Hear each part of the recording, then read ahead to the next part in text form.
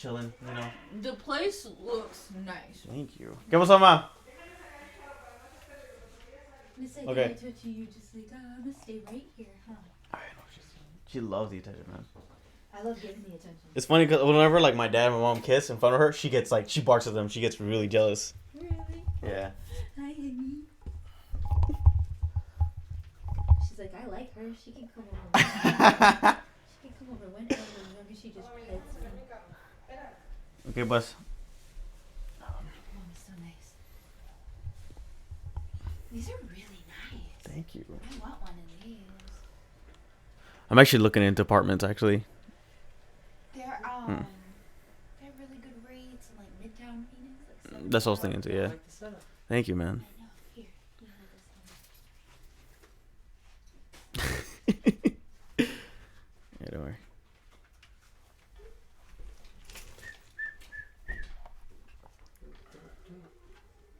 Is it anywhere? Yeah, anywhere. Anywhere's fine. We're gonna have to like move the mic later when you guys sit down. Cool. Hey, bud. How's it going? How's it going? You're gonna go on my Instagram story. Yeah, let me send you the link too if you want it. Yeah.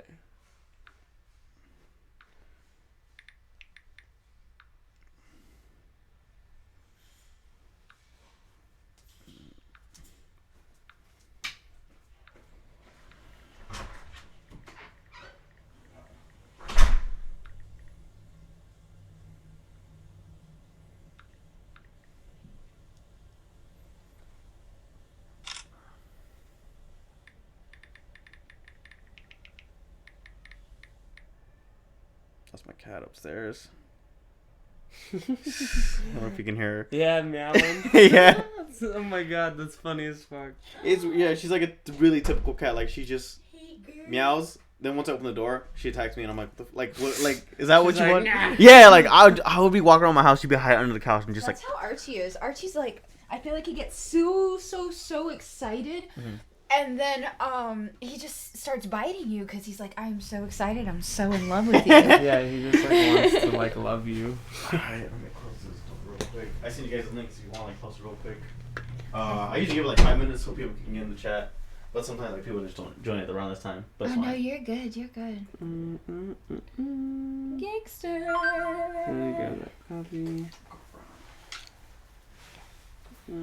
Hey. So how you guys been? Really, really good. Yeah. I feel like the last couple months of 2019, we really spent our time harboring ideas and finding people to invest in stuff and really just kind of crossing our T's, dotting our I's, and now 2020 is the year where we actually get to execute what we want to do and really excited. I feel that too. I feel that. I've been. I'll take off this hood. I'm like, Oh yeah, it does get kind of warm in this room, so I'm just like, you know. oh no, Yeah. I was just like, maybe I should show some hair, show some curls. You have very nice curls. They're all right. They're all right. I haven't had curly hair since I was younger. I fried my hair, lost them all. I'm sure a bunch of girls out there can relate, but like, nah. Now that I have curly hair, I'm like, I don't do anything to it. I'm just like, One time I straightened my hair. what? Yeah, like it was like in middle school, and I was really growing out my hair, and I just went up to a bunch of girls like, hey, like, just straighten my hair, and they're like, oh yeah, of course, because girls. We would love to. Girls love doing that. I'm like, yeah, fuck it, like I don't care, just do whatever you want. I used to straighten my hair all the time. That was crazy. Especially when I was younger. It was like, I feel like when we're young, especially in this generation, and how we grew up, we were like anywhere from 95 to 2000, those babies. We were lucky enough to grow up in the age of Growing up with the internet. We were watching the internet evolve. Yeah.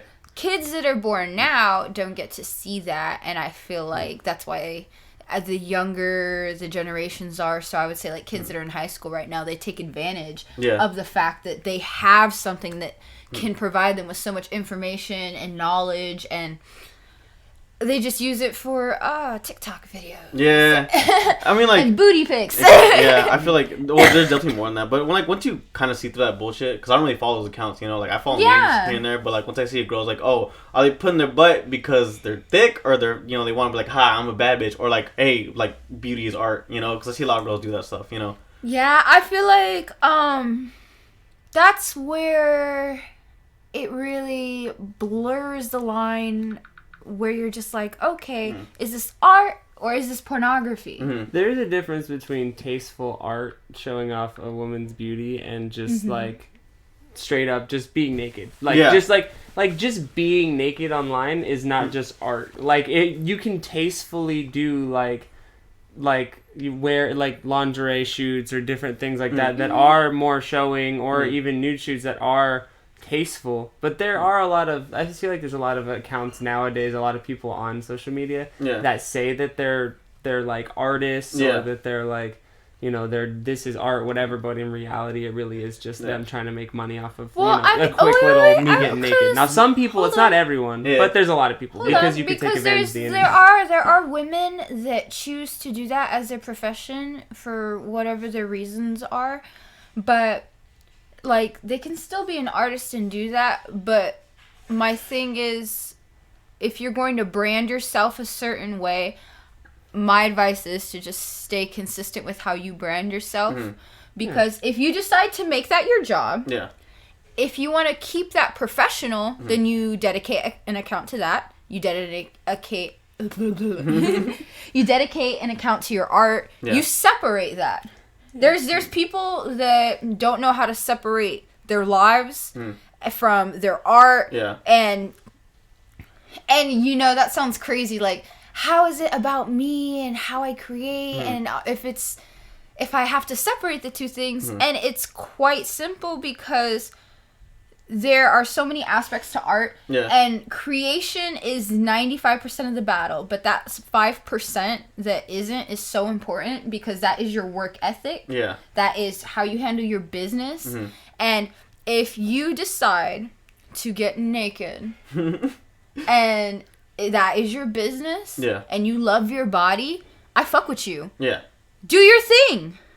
But be honest and truthful about it. And but here's the thing. If you're going to do it, go 100%. If you're not going to do it, then why are you teasing people? Because here's the thing. And coming from personal experience, I used to be like that. I used to be somebody who was very open with my body on the internet.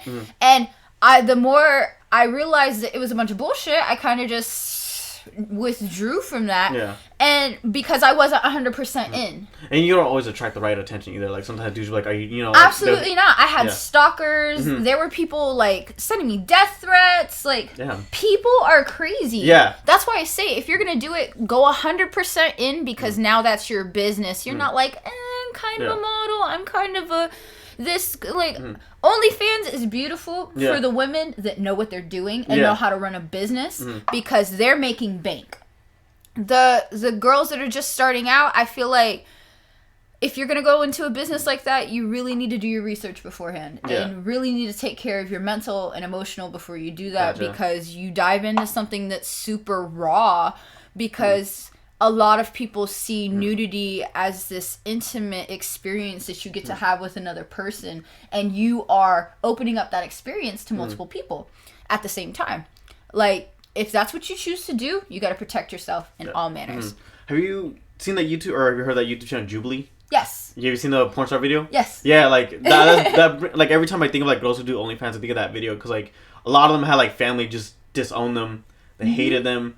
They've lost relationships, boyfriends, girlfriends, even guys have it worse too. And like, it was just like, damn, like that can happen, And I have like opportunities too where like a girl want to do pornography with me, and I was like, I thought about it. I was like, if people know about this, then they'll see my face. Yeah, if you're on the internet like that too, it's there forever, Forever. At the end of the day, the internet's internet's forever. So like, you got to be careful with what you put up there, because at the end of the day, if you decide that that's not your thing in a year or 2 years and you want to do something else, everybody who looks you up now is going to see that, and that may affect what you're trying to do now if it's completely different. Because shit, like, I'm all for it. Like, if you're down and that's what you want to do and you love your body and you feel like you're this work of art, I am not one to be like, oh, censor yourself. Yeah. Do your fucking thing.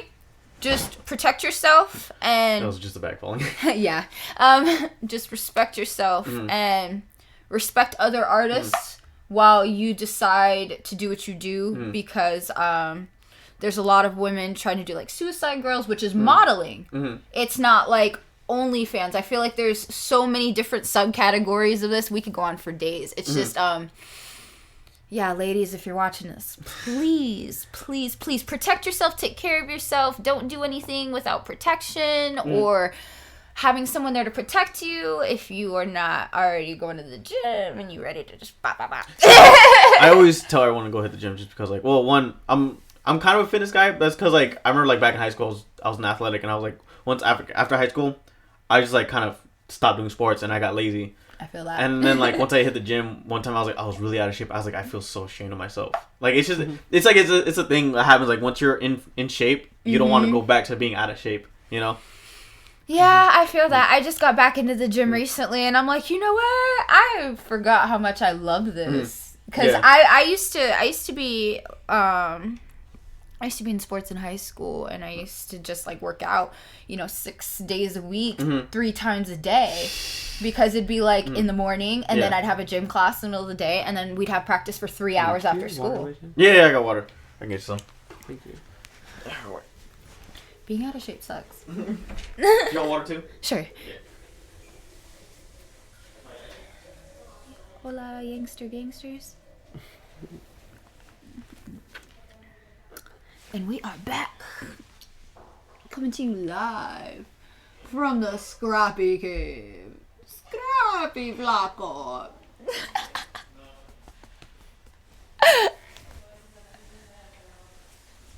Y'all, I'm on the podcast. Y'all knew this was going to be a little weird.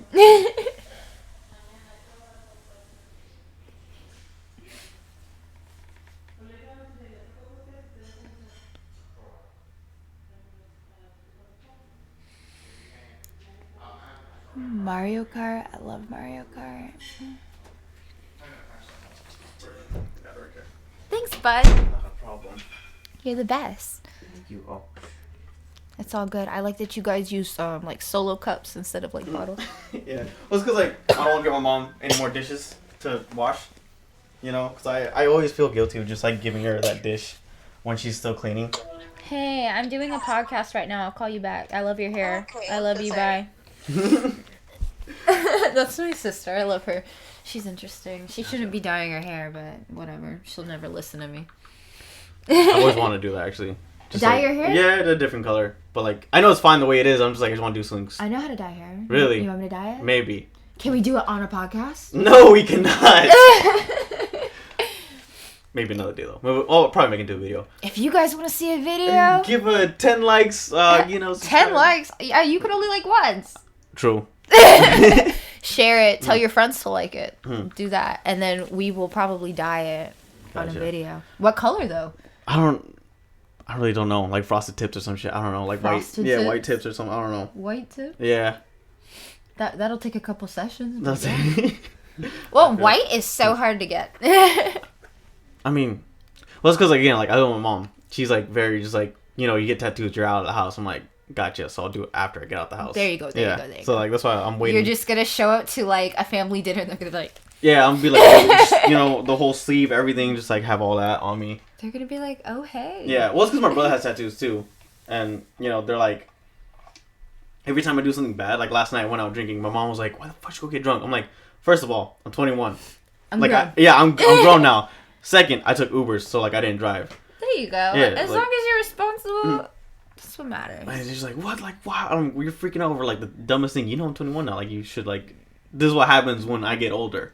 I respect that, though. Like, I love a family dynamic where there's, like, somebody waiting at home, wondering, like, if I'm okay. She always does that. It must be nice. Like, I grew up with a dad, and my dad was just like, okay, don't go get pregnant. I'll see you in a week. Yeah. But like, it does feel like suffocating. It's that suffocating love. It's like, please stop, I need to breathe. It happens a lot in Mexican families, though, especially with, like, towards women. No, I totally understand that. I dated somebody for a while, and I lived with them, and it was a very traditional Hispanic family. And it's just like, mom was always just like, hey, you good? What's going on? What's happening? And you know what? I love it. I love being smothered, because I wasn't smothered, you know? I feel like being smothered is way better than just being like, okay. Oh, yeah. I always see that kind of parenting, too, where, like, their kids do whatever they want. Parents, like, even I'm from a farm, like, I judge them, you know, especially like around my age. I'm like, mom lets you do that shit, bro. Like stop doing that, you know. You let mom listen to pussy shit, nah, bro. Like, I feel like good parents are parents that know how to balance between, like, individuality and being able to unconditionally love their child the way that they want to. Typically, people that don't have that connection with their parents are the ones that are really smothering, because it's just like, I really want that connection with my kid because I want to give them a better life than I got, you know? Here. I think everyone wants to do that. Like, absolutely. So, man, you're blessed. She's a great woman. She is. She's a great woman. But, like, there's a part where I was like, I need to be independent, because, like, I know if I just stick around, I'm going to be babied. You know, that's why I'm like, I'm really, like, trying to move out, be on my own. Like, I'm getting a raise. I believe in you. Thank you. Got this. Thank you. Have you done a tarot card reading before? Yeah. So I did one that first Friday, and the guy was like, you know, basically like, money's coming your way, love's coming your way, all this other cool shit. I'm like, all right, cool, but you know, because you got to balance it. It's a responsibility. I'm like, as always, you know. But I'm like, I'm sitting there like, I'm like plotting. I'm like, what if it does happen? Can I really, like, you know? Not that I doubt, but I always just kind of like think about like the worst case scenario, like what could happen, because one time I almost moved out. But then I got into an accident. The ticket was like $2,000. Yeah. So I couldn't move out. I had to stay here like an extra 2 years. So. But it was a blessing in disguise. It was. It really was, actually. So you just got to remember, like, anything that you feel like is quote unquote negative, it's not negative. It's just something that needs to happen, because we never stop moving. We never stop living. Like. So it's just constant. It's constant. So these roadblocks are not things to stop us. These roadblocks are things to get us to stop and look around and be like, this is what's going on. And you need to, like, live in the moment, and you need to work a little bit harder, and you need to focus a little bit more on yourself. And then you can keep moving forward at the projectile that you're going. Gotcha. Actually, I was going through your website, and you put on your bio that in 2016 you sold a camera for personal debt, but then you got a camera back from a friend. Do you think, like, that situation was, like that was a blessing. Yeah. That was literally, like, when that happened, I realized, like, how powerful my thoughts and how powerful my energy was, because it was out of left field. Winona, she is an amazing photographer. And like years and miles ahead of me, and we'd only talked a couple times about collaborating, and we never had gotten to. We still haven't yet. Actually, it's crazy. And she's just like, I really admire your drive, your passion, your art, and hits me up and is like, why aren't you posting? Where like, I want more content. Give me more content. Yeah. And I'm like, I don't have any. And I explained to her my story, and then she's just like, I'm really sorry that you had to go through that. And then, like, a couple days later, messages me and is like, meet me downtown. I have a camera. I got everything set up for you. Just meet me there. Really? And I was like, okay, bet. I was crying. I was like, oh my God. I was like, this is so sweet. She's like, yes, free. She's like, please, just go create. Gotcha. She's like, I don't care what you take photos of. She's like, please, just keep creating, because people need to feel your energy through art, and they need to resonate with you. She's just like, I love you. I want the woman that doesn't even know me. Like, I love you. I'm projecting all this good fortune onto you. She's like, this is your opportunity. Go fucking do it. And I was like, all right, let's do it. And I have failed. I fail every day. You know? So it's like, I have failed. I have come back. I've taken a year off and just done, like, OnlyFans or, you know, shit like that. Or I've done photography to where I can sustain myself, and it's a beautiful feeling. But at the same time, to people that want to create, I need to let you know that your hard work needs to be put not only into your art but into other places as well, because your art, unless you get that big break, is never going to make you the money you want to. That's true. It's never going to make you the money you want to. Take your time to build up ideas that are going to make you money, and keep that passion for your art. Keep tending to your art. But you need to do something that's going to make you a substantial amount of money, so that way you can invest in yourself and make sure that you have everything that you need in order to create without limits. And creating without limits means there is no monetization of my... I probably said that wrong. Monetization of my art. Because it's like, we just met. We met. We linked up. We created something beautiful. We collaborated. You did your effort. I did my effort. Because it's 50-50. The model, too. Yeah. Like, that's why you'll see me consistently shoot with the same models. Because I only want to work with people that have similar high-frequency energy. Like, that's my rule. That's why I have models apply. Because if you don't have a backstory, if you don't have anything to show for this art you're creating, I don't want to work with you. Gotcha. Because there is so much behind a beautiful face. There's so much behind a fucking... Like, you could paint on someone's face. There's so much behind all that. What you see in people is what you see in their eyes. When I photograph... I was just actually being questioned by a good friend of mine. His Instagram is glaucoma.20. He was just telling me... he was asking me questions like, what has been your biggest hurdle? And my biggest hurdle is really, like... I feel guilty asking people for money when I take photos. But it's like, here's the thing. You need the money. Of course you need... I know. I get to the point eventually. But it's like, as I'm asking, I just feel bad. Because it's like, we just did something beautiful. Like, it was effortless.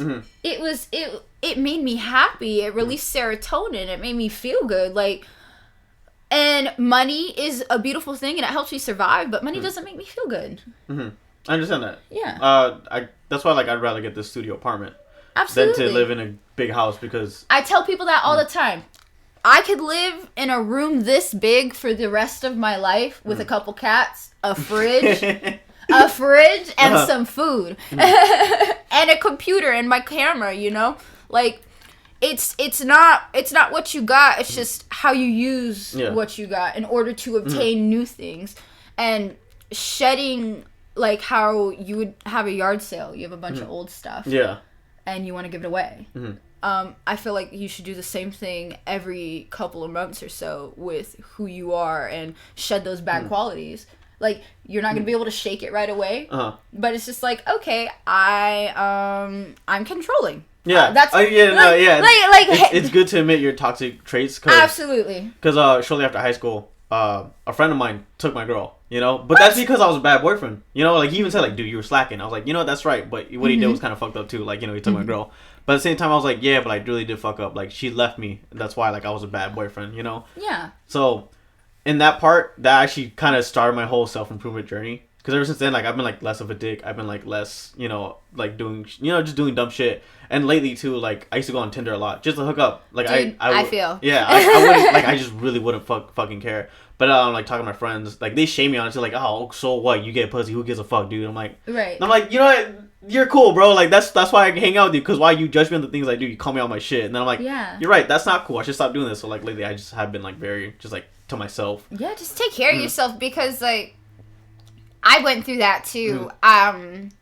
Like. Oh, what the fuck? Oh no. Oh, we're good. Okay. It's fine. I was like, glitch. I know. Glitch in the Matrix. That scared me. Alright, we're fine. It's all good. But yeah, the whole. I used to I've been through a lot of traumatic experiences, and I dealt with my trauma through sexual encounters and all that stuff, and it fucks you up in the long run. Like, short term, 2-5 years, you're fine, but. Something can happen 15 years later, and you're it can like, bring everything back. And you're like, whoa. Yeah. I didn't even realize that I was traumatizing myself by not giving myself to people that, like, reciprocated the same energy. Because then it's like, if I were to pour this into that, yeah, at some point either it's gonna I can't overfill, so I gotta pour it back. But if I dump all that shit out, like, you're not gonna fill me back up because you don't want an empty cup. Mm-hmm. And that's my point. It's like the effort. It's the willingness to want to reciprocate that love and that energy. And that's what keeps you healthy. So please just don't go back to that. I promise you. Whatever's good for you is going to come to you. Last year, I made a video about just why people complain about being single. And I was like, I was already on. I was like, yeah, just love yourself pretty much. Like, the point is love yourself. And if you hate, like, what you have or what you hate what you are, change. You know, like, a lot of girls like, I'm fat, I'm this. I'm like, well, then go to the gym. Well, then go brush your teeth. Go do something. Do things that make you more attractive too. Because like I've met people like, yo, dude, you got bad breath. Like, I'm just like, no, you got bad breath, bro. You got acne and you're like my age. How can you, like, you know, like, just call them out on that stuff, but not out of like hate or anything. But I was like, I'm just saying it because like, yo, this is why like some people find you. Because you want them to be better. Exactly. Like, you want your friends to be better. So it's like, you tell them like, yo, homie, like, your breath is horrible all the time. Like, please just start carrying gum. Like, or like brush your teeth. Like, and then another friend of mine, like, he was always like self-pitiful. Like, he was always like, bro, I can't be confident. Like, I'm like, dude, this isn't confidence. This is me just going out saying fuck it. You have to, like, sometimes you just the second that you're like, tough love is whatever, the second that you stop giving a fuck is the second that you're gonna unlock a lot of things. Everything. Like, that whole law of attraction thing starts with not giving a fuck. Because the second that you don't care, you just relinquished your control to the universe. Exactly. That's like another question I have was like, do you believe heavily in law of attraction and like other types of belief like that? Like, what made you get into it first of all? You know, like, I've always been into astrology. I always thought that shit was cute. Like, I didn't have a cell phone until I was like 16, 17. I was on this little Motorola, little T9 phone. Yeah. That was me on the Facebook little. I could barely. I couldn't upload photos. I couldn't take a photo. Shit was crazy. So I would always be at the library on the computer. Yeah. And in the library, you know, just read books and stuff like that. And I read up on astrology, and it really got me into being aware of the people that are around me. And that's kind of what started it. And then I started looking into anthropology, and the study of people is really beautiful because we're the most predictable, unpredictable people. Yeah. Well, things, creatures. And so what really got me into, like, deeper astrology and, like, tarot and all that stuff was I had a really rough mushroom trip. Wow. Okay, I mean, like, and my friends that'll see this, they'll be like, oh, here she goes. But man, I saw dead people. I felt pure energy for the first time and was like, I'm not ready for this. I did it way too soon. But it was the perfect timing because it was that wake-up call that's like, get your shit together. Yeah. And I was like, okay. It was, man, I called the ambulance on myself. I thought I was dying. I've never been that relaxed in my life. Damn. Like, ever. I've always been, people that know me, I'm a very high-strung, tense person. I'm always running around doing stuff. And, like, only time I ever got to relax is when I started dating Joshua. Oh, my God. He's great. Bruh, I was like, how did you two meet? We met. You want to tell him? Yeah, we met through a mutual friend who's a artist. Shout out to Sonny. His name's Sonny Cartel, but he had basically he released an album, like a big album he'd been working on for a while, and he threw like a release party at like this mansion. Yeah. And so like we went down there and we were like taking pictures and all hanging out and doing that, and that's kind of like where we kind of like started talking, and then literally that night we decided, because I was going to Vegas the next day because I was like just going for like. Because it had just been my birthday recently, a couple days ago. Yeah, he just turned 21. I just turned 21, so I was like, I'm going to Vegas. And she was like, and I was like, do you want to come? And she was like, sure. And we just went to Vegas. And then we started hanging out in Vegas. We had like a little Vegas trip, and then we've been dating since then. That's pretty cool. No, I don't mean like just like dating. Like, we've only had maybe a week and a half separated from each other since April of last year. Damn, that's crazy. And he went on a camping trip. That was it. Okay. That was the only week that we've been separated. So yeah, and you guys been together for that. And we've been living together too. That what? Okay, listen.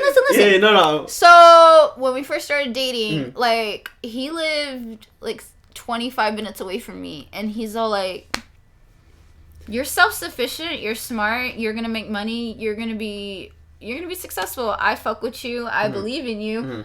I don't want to drive all this way in traffic every day from work. Do you want to move in with me? Just make this easier, and we'll just fucking figure it out." And I mean, we're still together.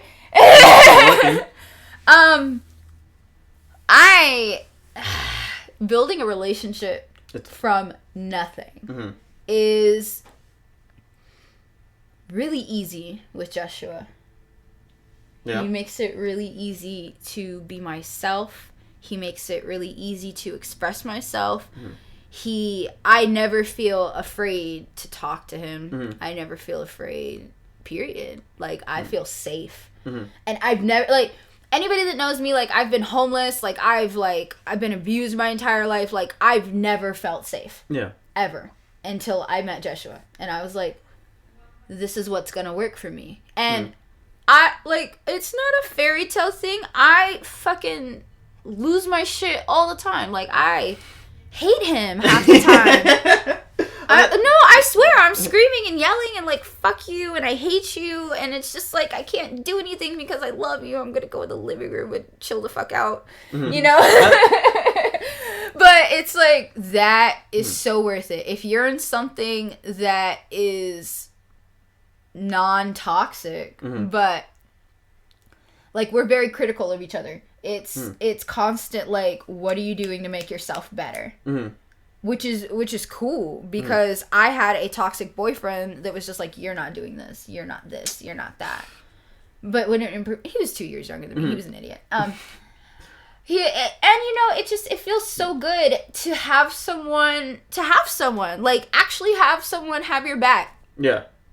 You know, I'm very big on loyalty. I don't have very many friends. Like, I fuck with you. I like you. Yeah. You know, we're a lot alike in that sense, and I feel like that's what attracted me to your vibe, because I was like, yeah, because I'm very, like, me. I keep it to myself. I'm very, that's the thing, like, I've had, like, so many situations where, like, I've had friends backstab me, and I'm just like, all right, really just know who you're being with, know who you want to trust, who you want to be with. Especially, like, when people come over to my house, I'm like, I gotta trust the artist or trust the guest too. Oh, absolutely. You know? Yeah. Absolutely, because you're bringing, this is your space. Like, you put all your ideas in here, you put your energy into here. Like, we are so thankful that you invited us on. Like, I'm thinking for you guys coming on. Actually. We love being here. Shit, we fuck with you. Thank you. I fuck with you guys. You're too. Great. You're hilarious. Oh my god. When me and Ivan had our first conversation, I was like, this is me in, like, a guy form. You're hilarious. I was like, you get me. And I was like, okay, it's so refreshing to have a dude that's, like, not trying to hit on you. For sure. That just wants to be your friend. I feel that, because, like, well, it's dumb too, because, like, I would also talk to other girls like, hi, like, I like your things, I like what you're doing, and they take it as me, and I'm like, no, like, I just mean that, you know, like, I just want to. Oh my god, that's the worst. You create art. I hate when I like I compliment someone on, like, something that they did, or like, oh, that was dope, and they take it as, like, me trying to hit on them. Yeah. I'm like, whoa, like, you're not the center of the world, you know, like. Or it's like, when I see a common interest, like, oh, you like video games? Oh, me too. Like, what's your favorite game? Like, you know, this. I'm like, all right. Then they're very, like, I can feel them just, like, slowly distancing away. I'm like, all right. You're like, you made it weird. Yeah. I'm like, all right, it's fine. You're having a normal conversation. I see through bullshit, so it's like, I know who's trying to hit on me, and I know who's complimenting me. And it's just like, again, work ethic. Yeah. Because the second that you're complimenting me about my art, the conversation's about business. Yes. Not about personal shit, none of that. And because it's like, oh, you're complimenting my art, now you are a potential client. Yes. Not just, oh, thanks, oh, you're a fan. No, because if you like my art, then that means that you'll probably be willing to pay for it. Which, again, comes back to monetization of it. It's all this vicious cycle. I feel that. A question I have for you, Jess, is that, like, with or actually for both of you, actually, like, how do you guys maintain a relationship with also your work? Because, I don't know, like, I see a lot of people, like, criticize, like, how can both partners be working so much and not focus on the relationship or something like that, you know? Yeah, like, so that's the interesting part about a relationship, because, I mean, we both work from home. So, like, I'm an independent marketer, so like I'm a contractor, like a private contractor through and through. Like I don't work for any like overarching corporate company. I just sign contracts with different clients and businesses, and they pay me individually. So that's how I make my money, you know, all the time. So for the most part, I make my money sitting at home on a computer. Yeah. So I can do my job from pretty much anywhere. So I'm home or we're mobile doing photography, which if we're doing photography, I have a laptop and a hotspot. I can do my job from anywhere. So we can go do whatever we want, pretty much whenever we want to, and be able to work remotely due to the great technology that we have nowadays. And I can pretty much do my job wherever, and we can kind of always, you know, spend time together when we want, and when we're working, we're usually working together too. So it's like we mix that a lot. You know, a lot of our business, and you know, I think that's where a lot of people get sticky, is they get weird about mixing business and relationships. But with us, we're very, like, we are very rational people, and we understand at the end of the day that like your like money and business is separate from like emotions and relationships, and like you can separate those and still have like a good relationship and like handle money, but also just like understand, like the both of us, like at the end of the day, like we strive to make money, but we understand that money's not important. Like money's not real. It's a construct. You know, like materialism things, you know, like all that kind of bullshit. I feel that. Shit, I can show you my bank statement right now. It's at 0. I have it at 0. But like, yeah, so it's basically, it's just like, you know, we are together a lot, and because of the way that we work, we get to spend a lot of time together, so we just end up, it ends up working out. I feel like we make it work because I feel like we're both individuals. We both aren't codependent. Yeah. So we can literally just wake up in the morning, okay, hey, what do you have to do today? Oh, I have this, this, and this. Vice versa. What do you have to do today? Okay.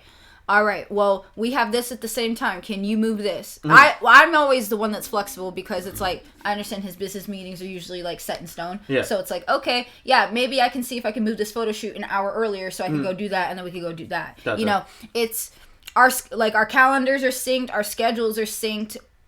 I feel like, because he says we met at this release party. We didn't meet at this release party.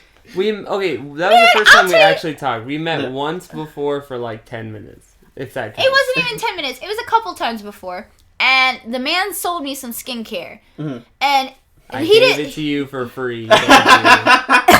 Thank you. Yeah, he did give it to me for free. I was a broke bitch. It's all good. He did give it to me for free. And then I was like, oh, you are interested in skincare? Me being a tourist, I'm like, oh, skincare? I'm like, give me the free goods. No, and then I didn't talk to Jesh for like 5 months. I ghosted him for like 5 months. Really? Yeah, I blew him off for months. It wasn't intentional. I know.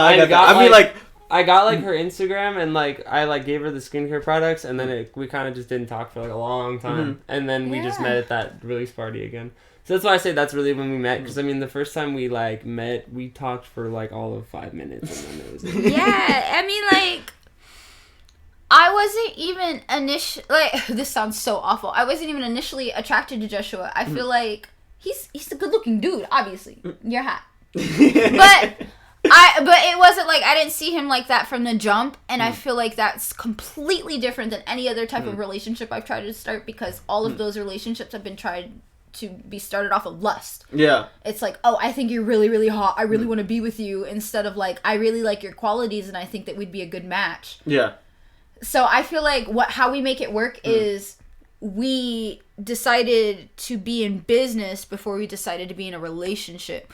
And that the fact that he wanted to do that before he wanted to have sex with me showed me that he was good for me, because I was like, okay, that means that if we don't have sex the first night, you're not gonna trip. You're still gonna like me, you know? Yeah. That's stuff that girls worry about. They're like, what if they don't like me anymore? Like, we went to Vegas, we did nothing. We slept. We were chilling. Walked the strip, hung out, watched a movie, knocked out. Like, and that's what we do a lot of the time. Like, he's just my best friend. Yeah. And the way we make the relationship work is basically, we both have an end goal, and and the vision that we have for our end goal includes each other. Yeah. So no matter, like, we're probably not gonna get married. We're probably not gonna go. Fuck that. Like, that's all paperwork. Like, but at the end of the day, what he wants and what I want are the exact same things, but they are individual thought processes. What he wants is for himself, and what I want is for myself, but we see each other in the same spot. And that is so important, because if you guys don't think the same and you guys aren't on the same page, it's not going to work. How can you run? Because we want to open way more businesses than what we do now. So how the fuck are we going to make things run if we can't communicate? And all my friends that watch this at some point know, as you can see, you've been listening to this podcast, I can talk. I communicate well, always. And I've never been shy about my feelings. Like, if I feel some type of way, it's instant. He knows when my feelings change. And then it's just like, he's a very good communicator because he's a diffuser. I am... We are complete opposites and the exact same. I'm constantly popping off. I'm on fire all the time, and he's just like this giant ocean, and he just puts me out. He's like, okay. He's like, I know you're mad. That's cool. That's cool. You're mad? Okay, why are you mad? See, that's always the thing. Why are you mad? Why are you mad? Okay, are you still mad? Let's go get food. Yes, let's go get food. And He could talk me down from anything. I could be like, I'm gonna go fucking just set this house on fire because I hate this person so much. And he's just so like, is that a really good idea? And I'm like, no. But I'm just mad and hurt. I understand I'm so mad. I have friends that are like that, but what I realize, like, why I'm single a lot of times, because like people have trouble keeping it on me. I kind of have trouble slowing down too. Like, I'm very just about what I want to do, about what I want, and I like every girl that seems to hit on me is just like they want the cute shit, like give me attention 24/7, all that shit. I'm like, I can't do that. Like, I really can't. You gotta chase the boss bitch. Exactly. You gotta find a girl who's just as motivated Actually, as no. you. Don't find anybody. Really? You want to know how me and Joshua connected? That whole night at the release party, we didn't even talk. He said hi like once. I was gonna hook him up with my girlfriend at the time, and she got pissed. She like disowned me because of that. Because she didn't get with him and I did. But nice. Petty.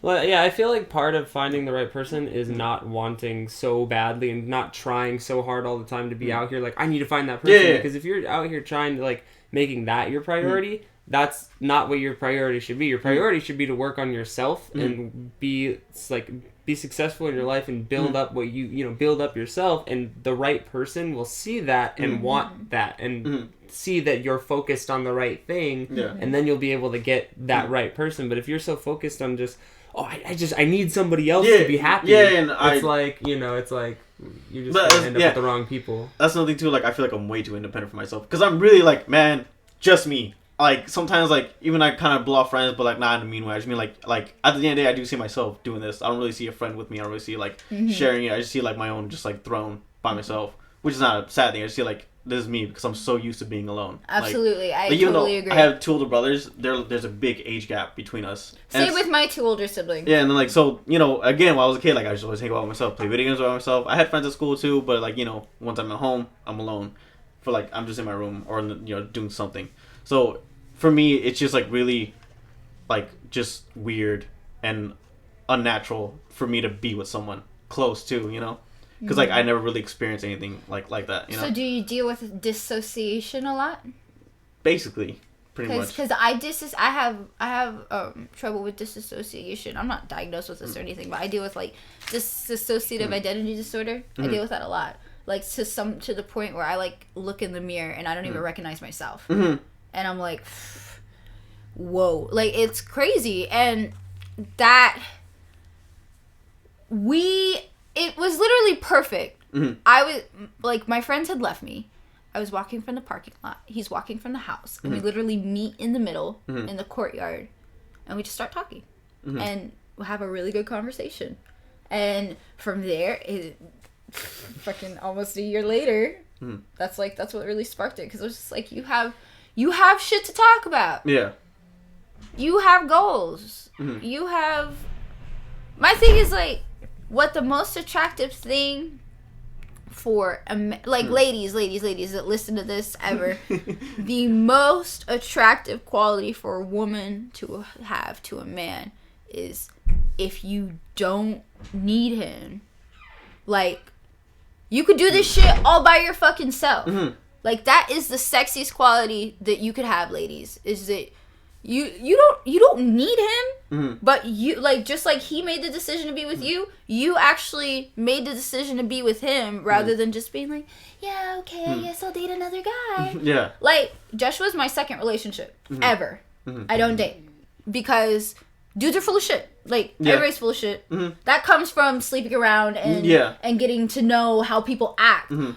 Like, I see right through it. It's just like, oh, okay, cool. Yeah, you're cute. You know how this is gonna you're go. cute for a couple of days, and then it's like, I don't want to talk to you ever again because I'm bored. And I never get bored of Joshua. He always has something new to teach me. He always has something new to show me or something new to talk about.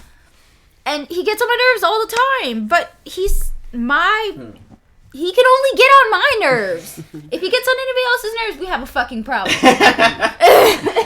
And for you, Jessica, like, were you looking for a relationship when you met her, or were you just like, have you always been looking for a relationship? Or no, so like at that time, like I was not really looking for a relationship. I was just really, honestly, I was just kind of doing me. Like I was really like, that was really a point in my life where I was just super focused on my like just really self-development, because like probably like a few months prior I was just like, I had like a lot of changes in my life and went through like a breakup and relationship I've been through in a while, so I was like, okay, well I want to focus on me and just like, because I had spent so much time focused on this other person that I was like, well, I want to give time to myself. So like I had been spending that year basically just working on myself, working on my business, and kind of just not even worried about a relationship, and so that's when it kind of happened. All right, that's pretty cool. Yeah, it's good. That's actually crazy that you say that, because I relate, but it's the opposite. So like, he was in a relationship for like 3 years. Yeah. So he was in a relationship for 3 years, and I was single for 4 years before him. So it was like, I had my wild phase right before him, and he had just been tied down. So it's like, he's been teaching me a lot about intimacy. That's something that is so important. It's just like, the soft, gentle moments that you get to have with somebody are way more important than just like moaning all the time. Like it. Yeah. To each their own. But that's how I was. I was just like, oh, like sex is gratification for me. Like that's gratification enough for me. And he really took the time to be like, okay, I understand you got demons. I understand you got trauma. We'll fucking work through it. Because at the end of the day, I don't want to do this with anybody else. And I'm like, well fuck, you know all my secrets. So I'm like, whatever. Nah. That's another thing too that I liked pretty cool, is that you needed help and you got the help too. Because a lot of people need help, but they kind of push you away and they don't want help. You know, they want to stay the way they are. I had that crazy mushroom trip 2 months before I met Joshua. So it's like, I was I was at a point where I was like super aware, and I was like, okay, yeah, you need to fix your fucking self, or else you're gonna go down a really dark path again, you know? And I don't know, man, like, I can address my trauma, but I don't know how to work through my trauma. Like, I could try, like, I could sit here and read your natal chart and do tarot for you and fucking do all this stuff and tell you how to live your life. Yeah. But I'll tell you straight up, like, I have trouble every single day with my life. And I feel like he always tells me to just chill the fuck out. Like, don't have so much pride. Like, I'm not going anywhere. I'm not going to leave you. So you can go throw your tantrum and go work through your shit. And if you need my help, I'm here for you. He doesn't help me work through shit. He gives me advice and tells me to do that shit on my own. Because at the end of the day, he can't fight my battles. All my battles are up here. It's like, all I can do is give you the best possible advice to guide you, but you gotta fight that. Yeah. I'm here for support. If you fail, it's okay. We're gonna go back at it together. It's a united front, always. Yeah, and that's the hardest part for most people, is like, if you want to, like, if you're trying to get through trauma or learn something or change something about yourself or you want to grow as a person, the first step is wanting to grow and wanting to change. Because like you have to want to change, and change is uncomfortable. Yeah. So like unless you're willing to do that and want that, you're gonna, you know, it's gonna be weird. It's gonna be bad. So you just, that's the first step, you know. Yeah, totally agree. Good answer.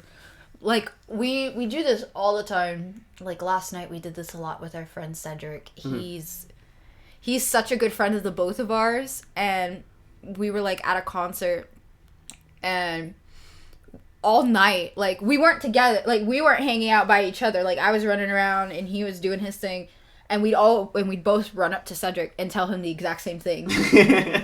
And then go back over and then come back and tell him the exact same thing, and he'd be like, Joshua just said that, or Myran just said that. Yeah, that's funny. It's funny. I feel like I can read his mind half the time. It's scary because that's like, we haven't even been together for a year. Like 10 years from now, like how unstoppable are we gonna be? Right. Are we gonna be conjoined at the hip? Because I'm not down for that. I'm not down. That's some weird government shit. Exactly. We have no idea what's gonna happen in the next 5 years. That's kind of the beauty in it, though. You don't know what's gonna happen. Yeah. Shit, we're just gonna have World War III. Everyone's gonna blow up. Nuclear apocalypse. I know. Fuck yeah! I feel like fallout. We'll have tentacles on our heads. I feel like I'm so connected to the divine that it's like, if I die, like, cool. Like, my energy is going to be restored back into the universe. What's weird is that, like, when I always think about death, and, like, do I. And, like, I'm like, I feel like we don't die. I feel like we just go to another place. Not even heaven or hell, just, like, another place. That's it. Like, anywhere else now. You know, like, I don't know, maybe because I've been, like, watching a lot of, like, Joe Rogan shit, you know, or also, like, you know, just... Dude, like, reincarnation. Yeah, reincarnation, or just, like, what you guys, like, what other people put on, like, Instagram, too. Like, you can put, like, the whole astrology thing. A lot of people put, like, the whole, like, you know, third eye stuff, and I'm just, like, it's really interesting to look at it and get a new perspective, because it's just, like, yeah, what if we don't die? What if, like... Well, if you think about it, the only thing that's forever is energy. And for anything to exist, period, one thing has to have existed forever. Like, there can't have been a point in time where nothing existed, because nothing can create nothing. So one thing has to exist forever, and that one thing is energy. And so, like, and that's where you see, like, God and the power of the universe, because that's what I would say God is that's that overarching one thing that's been here forever, that is that full energy. And I feel like when you die, that your energy obviously is passed on, and like you move on, and it's kind of like that thing where it's like, yeah, like there is an energy to it, and there's more beyond this life. And so that's why I tell people, like, do do what you got to do, but don't live your life worried about if you're gonna get on a plane and it's gonna crash, or your taxi driver is gonna get... Like, dude, live your fucking... Get in the car, go to the grocery store, go live your fucking life! Go live your life, and, like, just do it. Like, just remember that if you die, that it was supposed to happen. Yeah, like, you will be taken care of. Like, as long as you're smart and safe, and you're on, like, you're doing what you need to, like, you'll be fine, and, like, you'll be taken care of. I was actually just talking... you'll go when it's time for you to go. Yeah, exactly. Do you know Capo? Yeah. Capo is like one of my favorite dudes, and he talks about the Illuminati a lot. Is he really about that, or?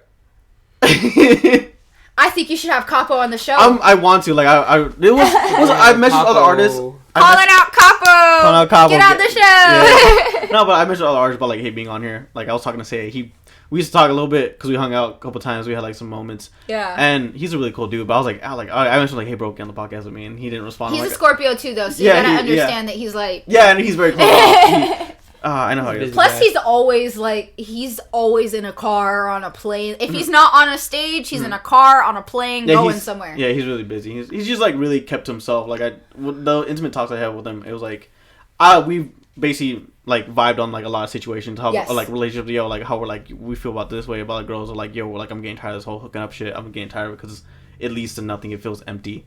But no, not even that. It's like him and other artists that are very, like, closed off. It's kind of hard to, like, get guests there because they have a lot to talk about, and like, I want them to spill it out, you know. Yeah, it's just nailing them down, because you know, you got to remember, these guys they've made it their full-time job to be out here, you know, producing their art. So it's like, they're on their, not only are they all those moments that you see on their Instagram where they're posting, behind the scenes they're going to photo shoots, they're driving and meeting with people, they're setting up shows, they're I don't even know when he sleeps. they're trying to design their merch and trying to design their websites and they're trying to book more things and set up their next moves for the next year. So it's a lot, especially. And if you're talented but don't have money saved up, like you got to do all that shit by yourself because you can't pay other people to do that shit for you. And then on top of that, now a lot of these artists are playing consistent gigs at places once, 2 times a week that are like their set places that are paying them, enough to get by. But I mean, artists that are coming up, they don't make that much money until they really get into the game and start making some moves or start selling merch and selling out shows. So it's really like, it's a struggle for a lot of these guys. So it's like, it's really hard to nail them down. So you just got to give them time and fucking, be like, dude, I want to get you on here. Give me a time in the next 6 months. But it's all like, it's also like, I was like, when artists come to me like, hey bro, can I get on? Like, they're excited. I'm like, oh, that means you want to be on. Like, you got something to say too, because I've had like other artists who just like, they just drop a screenshot of their like Spotify, nothing else. No, hey, how you doing, man? How's good? Like, there's a lot of other podcasts that are like that though. Really? Like basically, if you don't show them that you have numbers, they will not put you on the podcast. So that's why I wanted to come on here, because I was like, yo, Ivan's doing the damn thing. Like, he doesn't give a fuck who's on there. He's for now, just doing it. Yeah, for now, I really don't care about the numbers. And I do like check out your music. I do check out the things you do. If it's if it's good or not. Like, I'm just like I've had like a couple bad like musicians here, and they're like, oh, I'm like, I'll let you know. I'll think about it for sure. Yeah. But it's because like, I think he's talking about more about people that just hit him with a screenshot of their Spotify numbers and are like, let me get on the podcast, bro. Yeah, like, that's very... Let me get free exposure. Exactly, that's like very unprofessional and very like just...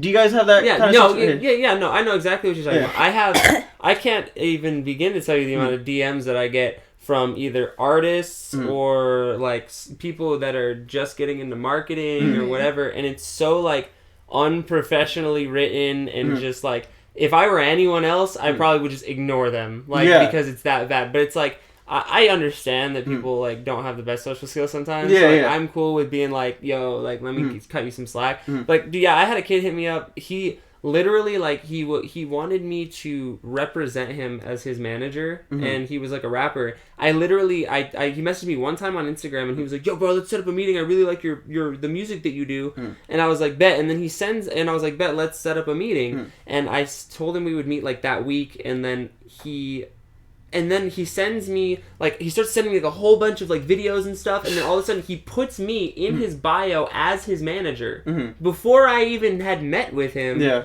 Like, and I was like, bro, like, what are you doing? Like, I don't even, like, we haven't even had a meeting. Like, and he's like, oh, sorry, bro, like, this, whatever. And then he's like, well, I just really like him. Like, dude, you need to be more professional. Because, like, that's not cool. Like, you can't just start claiming people and saying you're a part of this, that, whatever. And, absolutely, that's somebody else's business. See, like, I manage 3 artists out here right now, and nobody ever hears about me managing them. It's just, like, because I don't give a fuck if people know what I'm doing. I just want to go do it.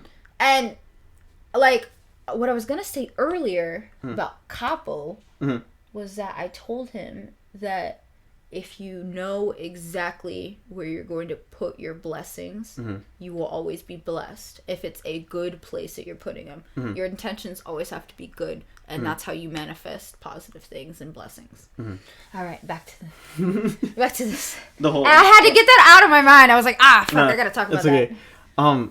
But yeah, like, it's just, when I see the whole unprofessionalism, it's kind of like, I'm like, it's something. It really goes a long way just to be professional and say things the right way to the right people.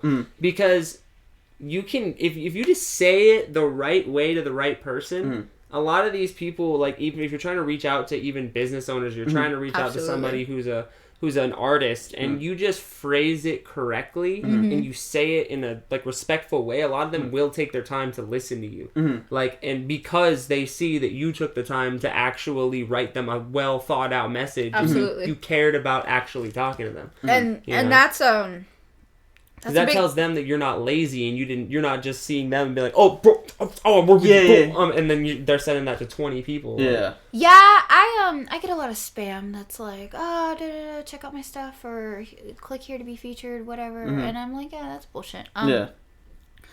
But here is where my unprofessionalism lies with people that have tried to work with me is don't pay me and then not show up. Don't pay me and then not communicate with me.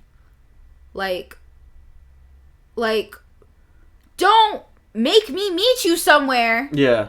And you haven't paid me yet. And then you cancel on me. Because, like, that's why I was like, all right, 50% non-refundable deposit. I don't give a fuck. Sue me.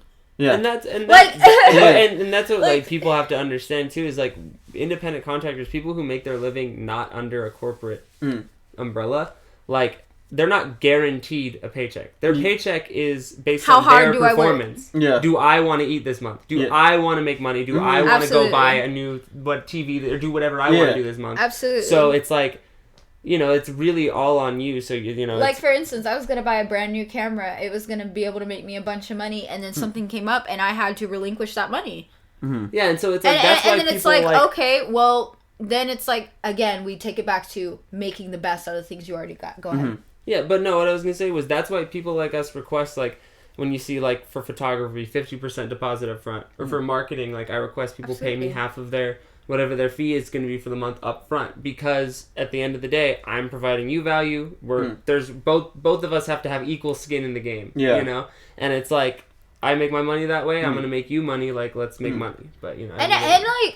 And this is something that I work with because I understand shit comes up. Like, I'm not in control of what's happening in your life. I have no idea what's going on in your life. If something comes up and you do pay me that 50% deposit, yeah, we could shoot whenever you want. Gotcha. Yeah, like, absolutely. Like, okay, you were real enough about it to pay me. Cool. When do you want to... I understand you're going through stuff. If it's 3 months from now, hit me up and I got you. Communication because is the it's biggest like, part. Yeah, like if you have the boss to just hit me up and be like, hey, some bullshit just came up. I have to spend your other half of the money and I can't pay for my photo shoot. All right, cool. I've even had instances where I'm like, just pay me the $50. Let's just fucking shoot. Let's just create. I don't think I mean like hit you guys up too, like, hey, I need money. But again, I get paid $250 a week.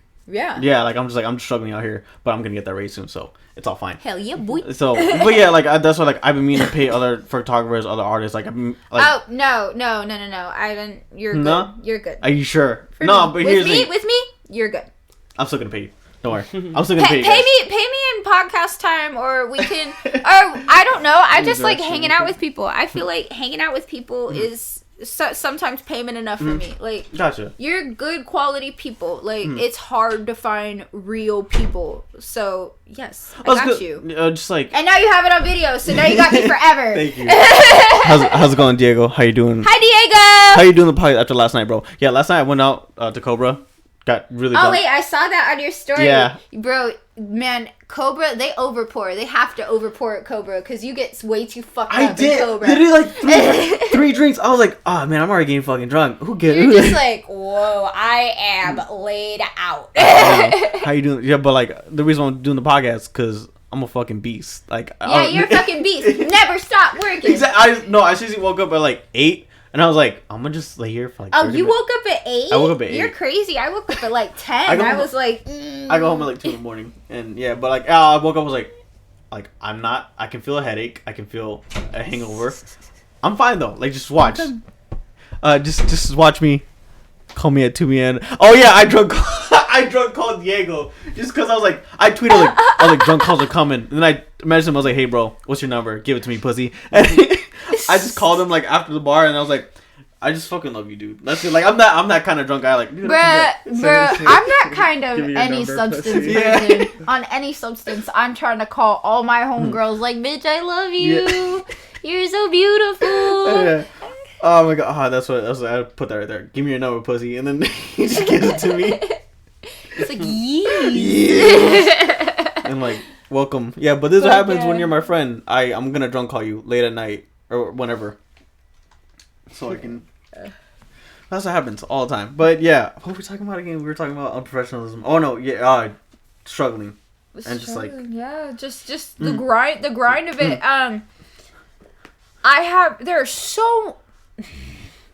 my point being, there are so many ways to make money. Like easy money. Like you could be batch shooting, which means that you could have 5 people book you in one day for $30 each, and there's your fucking $150. Like if people aren't biting at that, you know, compromise. Like if I really sat here and was like, this is my strict price all the time, I would not make any money. Gotcha. Like of course there's people that'll pay for it, but it's really a matter of character. And I have no problem communicating with somebody and understanding their situation and just working it out. Because at the end of the day, like for instance, my homegirl Laura, I always take photos of her. Like she's never paid me anything. Like she's bought me like a taco. like that's like my best friend. I love her, but hasn't paid me a dime. But she was very crucial in the development of my photography because we spent months and months every day together, and it was like creation every day, and that you contributed to my success. This podcast contributes to my success and your success and Joshua's success. So my thing is like, why wouldn't I give you free photo shoots forever? Yeah. Because we can help each other. The fact, like, I hit up spas all the time because, man, I do love my skincare, man. It's important. It's very important. Take care of your skin, man. Sunblock, yo. Sunblock. I hit up spas all the time. I hit up makeup brands all the time. I hit up people all the time talking about, like, I will give you free photo work for services and or products. I'm pretty sure you guys listen to Gary Vee, right? Yeah. Yeah, he's always talking about, like, just working for free. That it's not really a bad thing, but, you know... You're at the end of the day, you're not working for free because when you fucking book me, you're going to get quality work. Yeah. So that's why I have people I have photographer friends that have been like, why do you charge, like, why are you doing $30 photo shoots? Or why are you doing $150 photo shoots? And it's like, look, it's $150 for a stranger. If a stranger comes on and they're like, I like your work, all right, cool, you pay $150, and then you get to get the same type of work. But again, I only work with people that have that same frequency. So it's like, at the end of the day, it's like, yeah, you're really fucking cool. I really like you. Something came up. Cool. We'll work it out. All right. Cool. You paid me $150 for this first shoot. I'll shoot you again for free. Gotcha. Because it's like, we made a connection and now we're friends. So now it's not just like, oh yeah, I have to go shoot this person. Now it's like, we're friends before the shoot.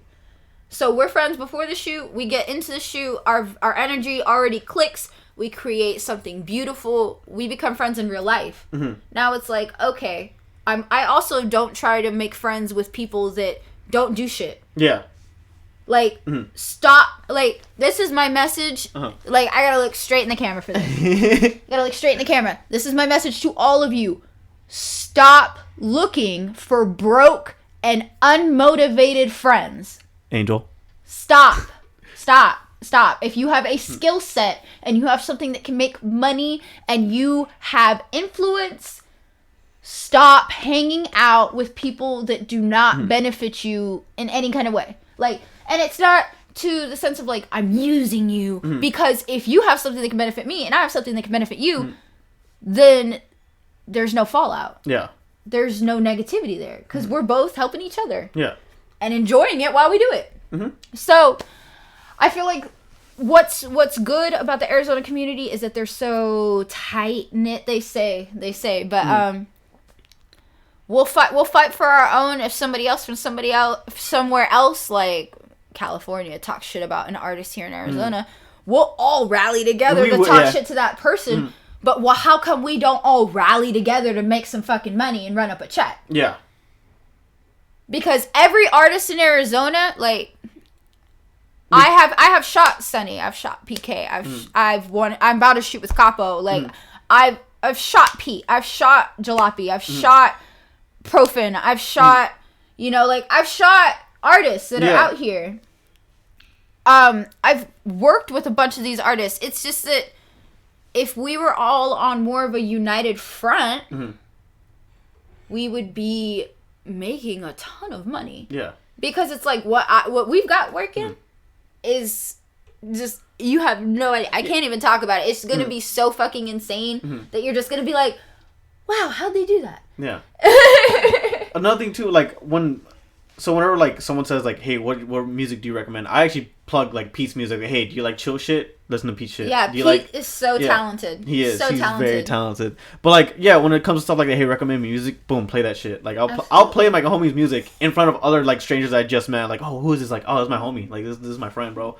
And he makes it shit. Like, that's yo, awesome. Yeah. So like, that's how I'm doing it differently when I'm recommending people. Like I don't recommend like, oh, hey, you need like t-shirts, go. Or I mean, I do Teespring, but like, hey, go hit up this local print store right here. It'll probably get something cheaper, but better quality, and you know what you're getting. Like we already saying with music, like, hey, go check out this dude, or go to this place to record music. Here's for free. Or dude, you need equipment. I'm literally thinking about making a video on like how to set up a podcast, because a lot of people ask me about this. I'm like, hey, is this a recording booth? I'm like, not really, but I do use it as a booth sometimes. But like, just sometimes people don't know the basic shit. Like, they don't know how much this is. They don't know how much this mic is. They don't know like what you need to record. They don't know things. Exactly. When really, it's just a Google search ways. Like, it's just, how much is this thing? How much? It's a YouTube tutorial way. Exactly. That's how I feel about photography. Like, I have a mentorship going on right now, and he's real cool. And he's like, he hit me up and he's like, I'll just pay you to teach me everything you know. I was like, fuck yeah. Yeah. And he's a wonderful, wonderful dude. His name's Donovan, and he is so passionate. And I just, it feels so good to be able to help somebody else out. Here's what you guys need to understand is that once you get in with the right people and you create a circle of supportive friends, you're in it. Like, you're in the circle. Yeah. So everybody in that circle, if you introduce them all together, now you have a community of supportive people. That's what I try to do. That's why I always have people come over or have people hang out. It's because, what are you going to say? All in all, the point being is basically like who you surround yourself with, and who, you know, I think part of being a good friend, I think inherently, and I think people miss this a lot, is part of being a good friend is bringing up your other friends. Yeah. Like, people miss that a lot. Like, you should be making your friends better, and if you're not, you are a bad friend. Yeah. Like, sorry, but like, that's how I feel like it is. Like, you should be, as a friend, like, you should be supporting each other and trying to make sure that if you're my friend, like, I want you to succeed just as much as I want to succeed. You know, so like, I should be supporting whatever you're doing and trying to do something with you to make sure that we're both successful. Gotcha. Get a musu. That's just how I feel about like, you know, kind of like who you surround yourself with. So it's like, you know. Go ahead. No, I feel the same way, because, well, for now, I see, like, I do all this stuff alone, but like, I have a friend in Yuma. We talk about like, hey, once we move in together, we're gonna start making cool shit. Another friend, Tucson. He's kind of like going through his own thing right now. Like, I've tried helping him. Like, it just seems to like damage me. Like, it seems like I pour more into him. Not calling him. Well, I mean, you know how it is. Yeah, but like, he knows who he is. But still, like, I've always just been like, all right, right now the mood is, or the vibe is like, just, we're all together. We're all gonna work on ourselves. Then when we meet together, we're all gonna like just like fuse that shit together. You know. So, like, that's how it is in my friendship right now. Because I was like very supportive. I was like, yo, dude, let's do this thing. And like, another thing too was like, they were always afraid of like me leaving them behind. But you can be supportive from far away. Yeah. Like, you can support your friends while working on yourself too. My thing is, like, they should never see it as being left behind, because if you are moving forward and you are moving faster than they are, then that is going to benefit them, because you already have gone through it and failed and or succeeded, and you know how to make it work. Yeah, and then I can teach them. Because you guys are a team. You guys are individuals at the moment, but at the end of the day, you guys are working on each other because you're a team. Yeah. And I make it a point in my life, and I feel like everyone should, like, the majority of your time, who you're spending your time with should be with people who are better than you, people who are smarter than you, people who have more money than you, people who have more things than you, people who have people who have lived more experiences than you. You should always be surrounding yourself with people who are better than you, because that's who you will become. You will become who you surround yourself with, and if you surround yourself with a bunch of people who are stuck and not in a good place, you will be stuck. I'll tell you that straight up, because like, Joshua has had this successful mindset forever, and like, when we met, it was just like, you have that same spark that I do. And you're like, And the more I hung around Joshua, which has been forever, It's I've become more successful. I wake up every day and I'm like, how are we gonna make money right now? How are we gonna make money in 5 years? What are we gonna do today? How are we gonna execute this plan? What are we gonna do? Mm-hmm. I've always been about my hustle. Like all my friends know, like I've always been about my money. Like, but with Joshua, it's like, yeah, you can make money. Yeah, you're making fast money or whatever. But like, how can I help you think of a wealthy mindset? Yeah. He influenced like my success mindset, and it's like he lived more of a less traumatic life than I did. Mm-hmm. So it's like the things that he didn't get to experience that I got to experience. Mm-hmm. I hope nobody ever has to go through what I go through. Mm-hmm. But we all go through our journeys to learn as much as we can, so that way when we interact with one another, we can reflect on that. And teach people to learn from our mistakes. Yeah. That's why it's like, you need to know that you have good friends. You need to know that you're a good person, because it's like, I love this person and I'm introducing you to this new person and I don't want this person to hurt you. Yeah. So that's why it's like, if I had like 6 homegirls, they're all Leos, they're crazy. And I brought them all together, and some fell out of the group and some of them stayed. And I'm okay with that. Fuck them. Like, like, no, but the people that stayed, you know, I've had girlfriends that I've introduced that became better friends than I was with either of them. Yeah. But that works for me because they needed each other. Yeah. They didn't need me, but I was the person that brought them to each other. And I feel like that's really key in keeping a good friend group, because everybody's going to be successful at the end of the day. If I'm successful, you're going to be successful. Yeah. My sister's going to be successful. Jesh was going to be successful before I am. Yeah. He's already successful. And you can this is my last point on the whole friends thing, because I know you have other questions. Yeah, sorry about that. You're all good though. I love that you guys like just go off on all these topics and shit like that. No, it's cool. What was I gonna say? But it's okay to be like distant with friends in a way where it's like I have friends where like we'll hang out once every month, 2 months, maybe even 3 months, 6 months, you know, but that's okay, because when we do get together, and it's always a good time. We get stuff done. It's always productive, and I understand that people have lives. Like, I have some friends that like, hey, I see them once a month. Yeah, but when we get together, it's always super productive. We're talking business. We're planning things. We're doing stuff. That's perfect, because that 360 is all the way back to how we make our relationship work. That's how you make relationships work with your friends as well. It's like, because like you just said. So.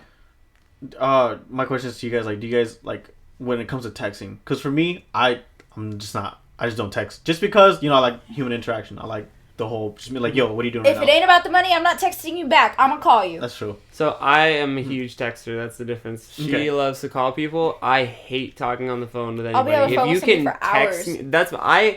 But that's because I'm super busy all the time, and if everybody who wanted to talk to me all the time was calling me, I would never be off the phone. Gotcha. So it's like I can't take that many calls. So it's like, if you can say it in less than a paragraph, I want to text. Yeah. Like, that's how I feel. Gotcha. I can never say anything in less than a paragraph, so I always gotta call people. For me, it's like, if you can get pretty close, like, I really prefer a text. Yeah. Like, that's my preferred method of contact. My thing is, like, my friends understand our boundaries in our friendships, and we have established that call me whenever. If you really, really got an idea, call me. Like, it's again with communication. You have to establish your boundaries. Yeah, set your boundaries with your friends. Yeah, I said it really simple with my friends. My friends pretty much only call me if it's like they need to get a hold of me right now. Or we're about to hang out. Yeah. Other than that, I pretty much text everyone. Yeah, no, I'm on FaceTime all the time with, like, you saw my sister just FaceTime me. I'm like, I'm all, because she's in Oklahoma right now, so I'm always, hey, what's going on? But, like, I feel like calls, it's just like, even if I call you for 5 minutes, it's just like I get to get everything out off of my chest. Boom, bye. But I hate being on my phone. Yeah. Like, there are people that get so mad at me because I never text them back or do something I'm supposed to do. Yeah, she hates being on it's funny because, like, when you were responsive immediately. I texted you, you're like, I was like, so we're gonna play games on like on the podcast. It took me like 30 minutes. Yeah, it to did. Get back I was on like, my phone. Yeah. I was playing games. Fucking, yeah. See, like if I'm not on my phone, I'm writing, I'm creating, I'm playing Call of Duty. Gotcha. Yeah, my phone, you can pretty much always get to me. Like, Okay. I'm pretty much always. And then like it's like if you could get to Joshua, you could get to me, and vice versa. Yeah, like My homegirls I'm will always call pretty and be much like, available. "Can you put Joshua on the phone? I need to ask him a question." And I'll be like, my home like, and I feel like again with the whole boundaries thing, like my homegirls are so fucking cool. Like I know that they'll never want to like fuck with my boyfriend or anything, and they're just like, "Can you put Joshua on the phone? I am confused." Yeah, that's pretty good though. That's pretty good. So for me, it's like with all meeting these artists and all these models too. You put that you take time for your models to trust you. Like, how do you do that? I was talking about glaucoma earlier. He literally, it's like he pre-interviewed me before you interviewed me. He asked me, he's like, what's the thing that you focus on the most? And I focus on comfortability. Yeah. Art is created through comfortability and being able to feel like you are able to freely express yourself. And you can't do that if you don't trust me. And so of course I want you to trust me. Go away. I love you, but go away. Like for instance, that's why when it's a model I want to work with, it's like I'll hit you up. Yeah. We'll talk. I'm not gonna hit you up if we don't have things in common, or that's dumb, because then you're just a pretty face to me. Like I don't see substance there. Like you could have a backstory, but it's like if we're not right here, like if we're not level, it doesn't matter. Getting to know someone before you like start. hey, like do you want to go get lunch or hang out or that's like a first test for both of us. I feel like me and her, like a lot of people reach out to us all the time. Like for studio time or marketing or whatever it is. Like I get tons of DMs, and my first response is always, hey, I'd love to talk to you. I'd love to get to know whatever it is you're trying to do. Let's grab lunch. Let's meet in person. Like I want to talk and meet you. And that's kind of like that first test, because a lot of people are like, they'll just won't respond, or they're like, oh, I'm busy, blah, blah, whatever. And that's like, okay, well, you don't really want to meet. Like you don't really... whatever it is that you wanted to talk to me about isn't important enough that to meet me in professionalism person. is checked in that first meeting. Yeah, because like if you're not ready to meet me in person and talk about whatever it is, then it's not that big. You know, it must not be that big a deal. I understand. That's like a good thing too. Cool for me too. Like I'm very casual with the like basically in general. You know, especially things I post, I'm using myself. Yeah. So I kind of like. I have trouble finding that balance too sometimes, because like sometimes I'm way too stupid on the internet. Like sometimes I post the dumbest shit, and I'm just like, I really shouldn't just put this shit when I'm trying to be the podcast dude who's like, you know. I know. I try to. I really want to be professional, but I also really want to post about like dildos and weed. Yeah. See, that's why you have a close friend story. My close friend story is lit. It is. It is always lit. It's always the funniest shit or the coolest shit I've ever show all seen. your Or it's professional Archie. stuff on Yeah, your main it's story, and then when you get crunk on the other one. I think that's why they created that, so we don't have to keep creating like 10 different accounts for all your fucking niches. But Oh yeah, you don't to want. each their own. And well, and on top of that, you don't want all of your followers to see like, oh look, I'm eating dinner at this place locally with my girlfriend having a nice night. Like you know, because people are fucking people crazy. People are weird. Yeah. Like when you make a name for yourself in any industry, people just get weird, and it's like you like. Weird as hell. Yeah, No. people get weird. I don't like people knowing where I am, and that's just because people get fucking weird. I've had people do weird things to me, and just because they know who I am. And it's So like, at my current job right now, because I work basically like a 9 to 5, and I'm a video editor for a real estate company. Nice. And we didn't have like an office for ourselves. We did begin with, but then like for some reason they kicked us out of that room and put like the closing department. They had all the accounting shit in there. Yeah. And then they finally got their own room, so we got that room back now. But like during that time of like being in this open like office space desk, people would just go to my desk and be like, "Hey, you're the video editor." I'm like, "Yeah." I'm like, "Can you like do something for me, man?" I'm like, I would say, I would just be like, "Give me your business card," and like I'll see what happens. I hit up some of them, but that's just because like I'm doing my own things. Like I'm doing this now, I'm doing work now, I'm like juggling a lot of things. So it's like I don't want to be this dude who's like, "Hey, here, can you work for me?" No, like I work for myself. I'm letting you know, I work for them because they pay me. You know, I'm not here to be. If you need freelance work, here's my card. You can hit me up. My rates start at boot. Yeah. Yeah, and you can always, with stuff like that, like, it's always easy to just tell somebody, like, and just really easily be like, wait, hang on. Sorry, I'm, like, losing my train of thought. You're good. We're talking about, what we're talking about? Just freelancing, Freelancing, freelancing. Sorry, I lost my train of thought. I got, and just, like, people just, like, hitting you up, like, hey, can you do this for me? Hey, can you... No, but what I was going to say with the freelancing shit, sorry, I, like, totally had, like, a brain moment there. With the freelancing shit, it's kind of like, if somebody's hitting you up, like, yo, like, let's do work, and they're not willing, again, like, if you hit, like, let me get your business card, or, cool, like, somebody comes up to you and is like, dude, I'd love to have you do this project for me, awesome, let's talk about it more, at a full meeting, and then let's talk about how much you're going to pay me to do that, like, and most of the time you can weed out the people who are just fucking around with you by saying that. Because they'll be like, oh, well, we'll figure it out in a few months. Or, like... I've had, like, people, because I used to do advertising on Yelp, I've had people reach out to me and be like, yeah, I need you to do this event, blah, blah, blah. I'm going to pay you $1,600 for this event. I'm like, fuck yeah. Hell to the yeah. Like, but it's like but then they were like, oh, like, I need, like, bank information to route it. Fuck you. Yeah. Mail me a check. Yeah. I told them direct, like, I don't do none of that electronic stuff. Here's my Cash App. If you can't meet with me in person to give me this money or give me a check or do this transfer send me the money, like... in person, you're probably gonna scam. I've been scammed before. I've been scammed out of thousands of dollars. So I'm like, mail me a check. I'll wait for the check to come. When the check comes, I'll see you on that day. Yeah. Like, and we'll be there, full team, and it will be fucking awesome. But you're not gonna rip me off. Yeah. Have you dealt with scammers? Oh yeah. Well, I mean, in the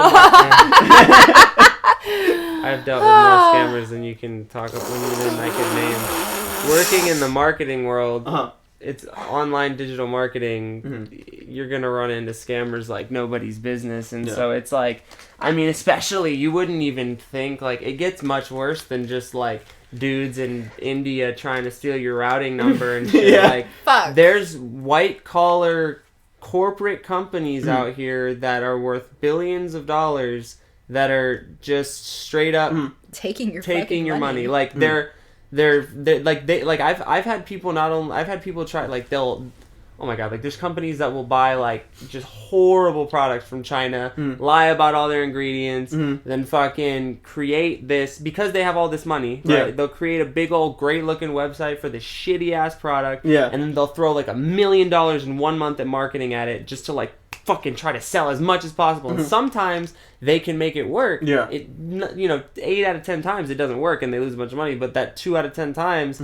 there's some billionaire guy making another 5 million just scamming you. Or in my industry, I get a lot of people that try to get me to do work and then be like, oh, I'll pay you, like, when I see the results, or when I'll pay you at the end of this month or whatever. And it's like, I work out deals with people for sure, but at the end of the day, with my rates, I always charge a flat fee up front. I always charge a flat fee up front, and I make sure that I get contracts before I do work, and I get whatever my initial startup fee is before I even touch your ad account.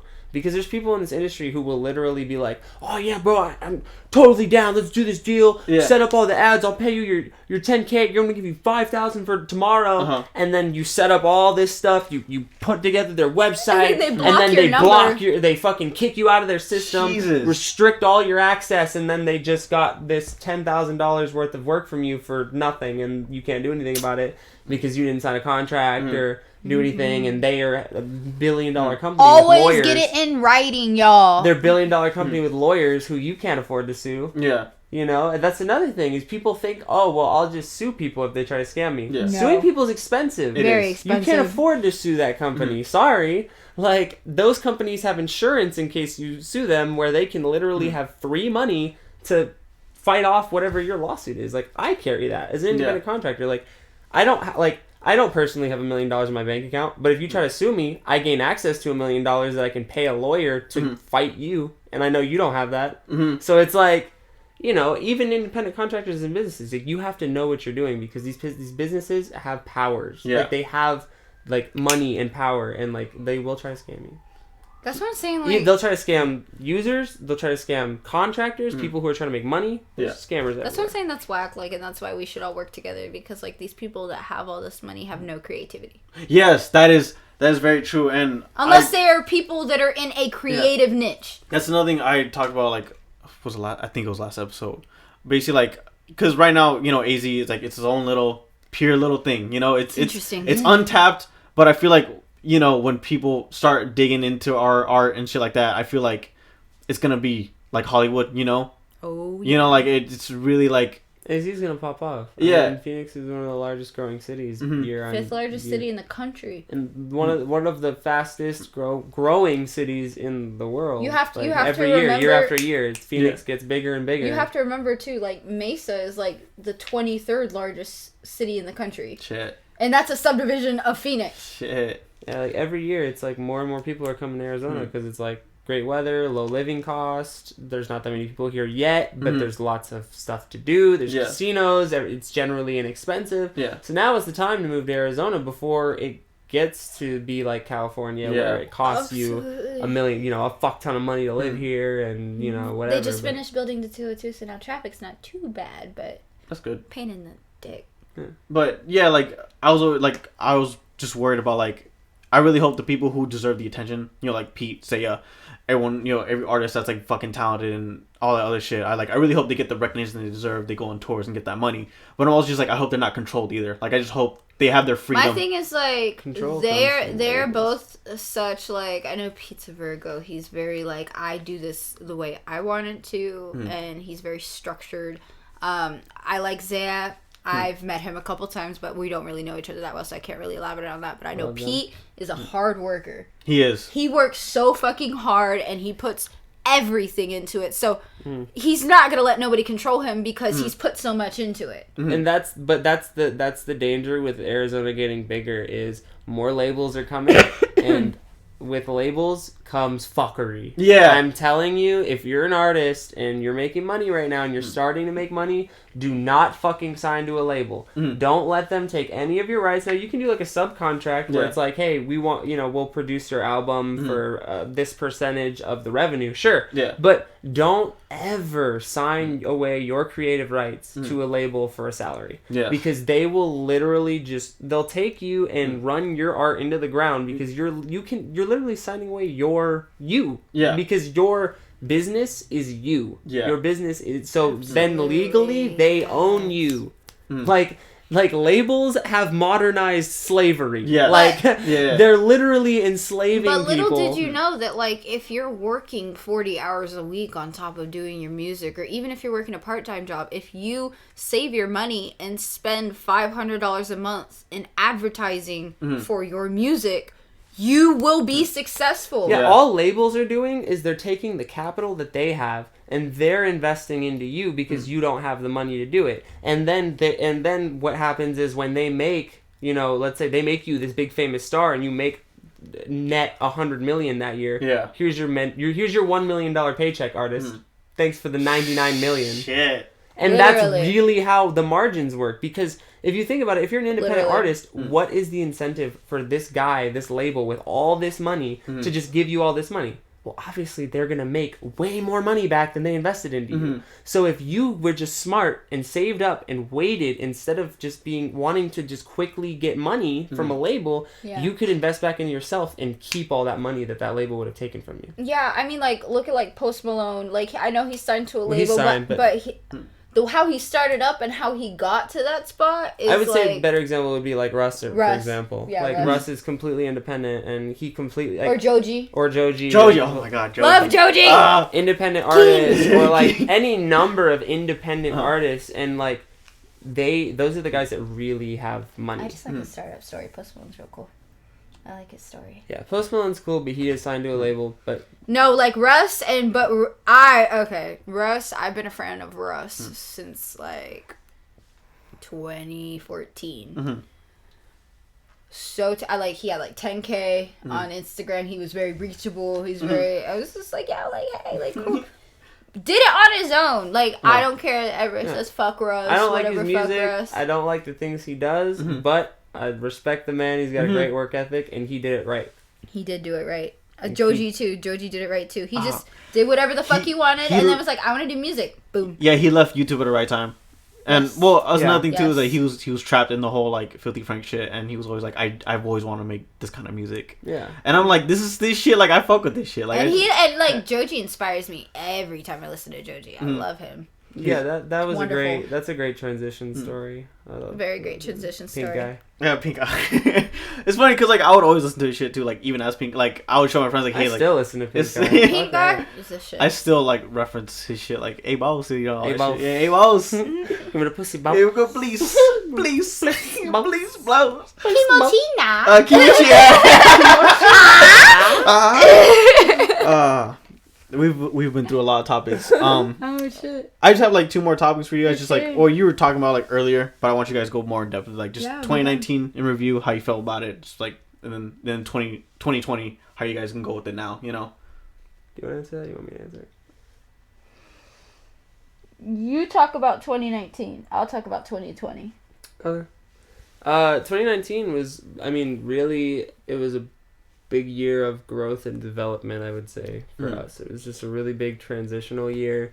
That 2019 was, obviously, it was the year we got together. It was the year I decided to go full independent and leave my day job. It was the year we opened and we actually solidified all our LLCs for our businesses. Like, it was basically a big preparation year. I felt we really took 2019 to, like I was telling before, invest back into ourselves. Yeah. You know, I put a lot of money back into my own businesses, you know, registering to be legally, you know, have an LLC, paying for, you know, insurance, and, you know, having all of my shit taken care of. The shit's not cheap, but it's worth it. And having, you know, contracts and everything in place, and to prepare for what is coming in 2020, because in 2019, like I said, I basically just set up a whole bunch of moves for 2020. I secured some investment money from startup. We're starting up a couple new businesses. We've got over $1 million in investment so far, so that's going to be a good launch. Like, it's a lot of stuff going on in 2020. So 2019 was just prep. You know, it was just really big. Like, Gotcha. I feel like 2020. I feel like have you worked at a restaurant? Yes. Okay, so like 2019 was the prep, and like I feel like 2020 is like a slow simmer. Like this, like we're cooking. Like 2020 is like, okay, we got what we needed out of the way. We got everything set up. Now it's not time to execute yet. That's probably gonna be like 2021. But 2020 is when we plant our feet on the ground and are like, 2020. we're buckling down for 2020. Like we're not going out. We're not hanging out with people. We're not doing anything that doesn't serve our purpose or that doesn't take us to our goal faster. I feel the same exact way. That was literally my plan too. Because my parents, I have family in Mexico. And like, hey, bro, when you come over, I'm like, I'm gonna let you know, man. We're going to Mexico this summer, so you should probably come with us. When? Like May. Well, we're in Mexico though. Rocky Point. Rocky Point. Yeah. Or if you, well, shit, we'll be with you. We could go. I'm going to like Zacatecas. That's like in the middle. I know where that's at. Oh yeah. yeah, because like It's I have beautiful family. down there. It is. We can go down there In too. nighttime, it is the most beautiful city ever. Let's go there. We can go down there too. Fuck it. We're going for my birthday and our homie's birthday because we're like right next to each other. Gotcha. But yeah, like I was feeling that way. I was like, bro, like I'm just letting you know, like maybe it might not happen, just cause like I might move out. Just saying, because like this room actually right now is actually kind of my brother's room. That's why you see all the closet stuff right there. Yeah. It's because he moved back in, and I was kind of worried. I was like, damn, like he's not really gonna take care of this room that much. He's like, this room is kind of already falling apart a bit, as you can see. Like I had panels there, but yeah, he's like, he's not really gonna keep it clean. Also, like Zoe sleeps here because that's his dog actually. Oh. So it kind of smells like dog in here. I don't know if you guys smelled it. We have a cat, so we understand pet smells. Yeah. But I was like, before he came in, I really took care of this room. Like, it smelled nice. It was good. It looks good in here. We appreciate the effort. Thank you. But yeah, like, that's why like I really care about this room. And I was like, all right, well, and he's like, I might move out in 3 months. I'm not sure. He's just here playing Xbox the whole time. And I'm just like, either I got to move or he's got to go. But I'm like, my parents are very, like, protective when it comes to, like, any of us arguing. They're like, no one's leaving. No one's like that. I'm like, all right, I appreciate that. But then, like, I'll just leave then. You know, like, because that's why I'm very, like, I'm gonna take a lot of risks this year for sure. Absolutely. Yeah. I feel like risks are good, but make sure that they're calculated risks. Yes, that's why the whole moving out, definitely gonna save some money first. Absolutely. You just gotta prepare. You know, that's like we that's what we did in 2019. I feel 2020 is kind of like putting our feet on the ground and launching all of these like big plans that we set up. Manifestation. We set up everything in 2019 to be good for 2020. 2020 is going to be like launch, and then 2021 is like I feel like of your no, not at all. I feel like I feel like we're gonna be working our asses off for like the next like 3 years. I feel like 2023, 2024, that's when we're gonna be able to reap the benefits of what we're doing right now. Like, it's not like if it happens in 2020, fuck yeah. But I'm expecting it to take longer. I much rather just, like, not get my hopes up too much because I just like to work hard, and I'd rather take more time and be done correctly than it happen right now. And then there's a bunch of fucking, it falls out, it fucks up, and then we lose money. As long as it just stay calculated and just stay precise and know exactly what we want and know exactly what we're doing, I feel like it's all going to work out. Gotcha. Absolutely. That's a good we're traveling a lot this year too. I've never traveled. Really? Like, I've gone to California and Vegas. That's it. But we're actually going out of the country. He got me my passport for Christmas. Nice. He was like, he got me a globe and a passport, and he's like, spin the globe and point, and we'll fucking go. That's pretty dope. And I was like, all right, well, fuck yeah, let's go see the world, because we're gonna go to Cabo. Yeah, because here's the thing: if we can do what we do without having to call somebody and be like, I need to take time off. Why the fuck are we staying here if we could still make an impact here without being here? Yeah. That's what I'm saying. Like, we could still be able to go and live our lives in Paris or wherever and still be able to positively impact Phoenix because we represent Phoenix. And I feel like that's what a lot of people who come here, artist-wise, who come here and perform, like, from other states that end up moving here and they end up building their career here rather than in other states. It's like, I don't give a fuck where you're from. Because it's like, you could be from Chicago, you could be from New York. It doesn't matter. If you are making a name for yourself out here, you're from Phoenix. Yeah. You're from Phoenix. So when you go back, because I already know how it is, because I have people that leave and come back all the time that are from here. I grew up with them, whatever. You go back to New York and they're like, you're not the same. Because you put all your passion in Phoenix. Yeah. So it's like, when you go back to these other places, you represent Phoenix now. And when you're in public, you represent your entire artistic community. So what you do affects, like, there could be somebody right now doing, oh shit. Oh, it's doing it again. Oh, we're all good though. So there could be somebody right now doing some fuck shit that might affect you. Yeah. It's like, we all just need to keep each other in check. 1000%. Well, I appreciate you guys. Definitely. Fucking going all out on these topics. You guys dropped a lot of fucking gems on this podcast. Like, it's all love, man. We got mad love for you. We love what you're doing. I love what you guys do. I love you guys. Yes, too. We love you. I knew the second that I was like, I hugged you and I was like, oh yeah, this is my friend.